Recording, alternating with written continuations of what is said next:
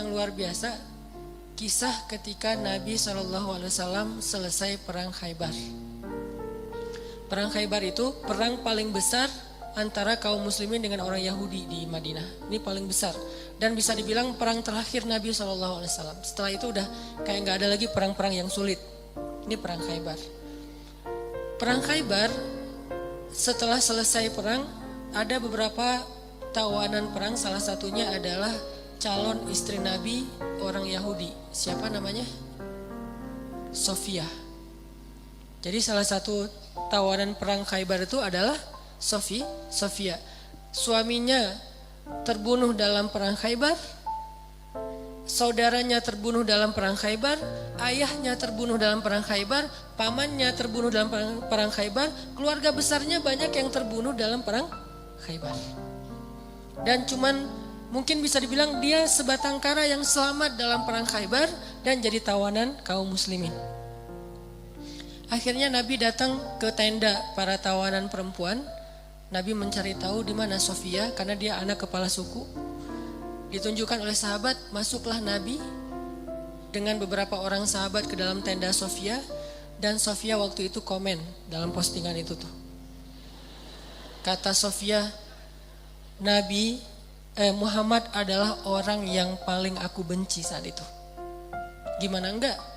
Ayahnya dibunuh, pamannya dibunuh, saudaranya dibunuh, suaminya dibunuh. Keluarga besarnya banyak yang terbunuh dalam perang Khaybar. Sehingga kata Sofia, Muhammad adalah orang yang paling aku benci waktu itu. Jadi Nabi datang ke Sofia dalam kondisi Sofia itu lagi benci banget sama Nabi. Ngelihat wajah Nabi juga gak mau. Apalagi nge-follow.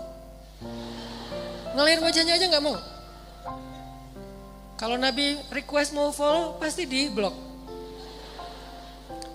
Jadi benar-benar nih, Sofia lagi marah berat dan lagi baper berat sama Nabi, lagi benci banget sebenci-bencinya dan lagi sedih sesedih-sedihnya. Gimana gak sedih, kehilangan satu keluarga aja sedih, ini apalagi satu keluarga besar, termasuk orang yang paling penting dalam hidupnya, ayah dan suaminya. Apa yang dilakukan Nabi? Nabi datang minta maaf kepada Sofia. Apakah Nabi salah?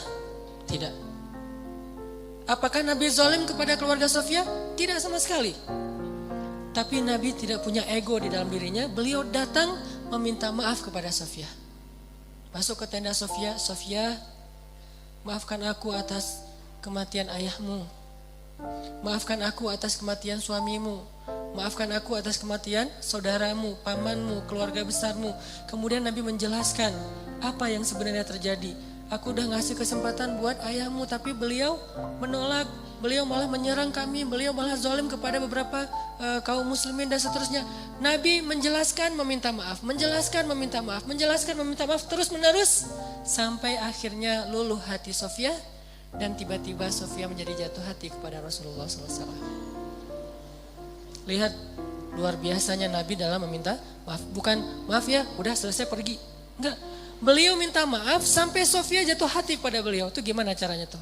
Orang yang tadinya benci banget jadi cinta banget. Sehingga kata Sofia, beliau terus meminta maaf dan menjelaskan, meminta maaf dan menjelaskan, meminta maaf dan menjelaskan, sampai akhirnya beliau menjadi orang yang paling aku cintai di muka bumi.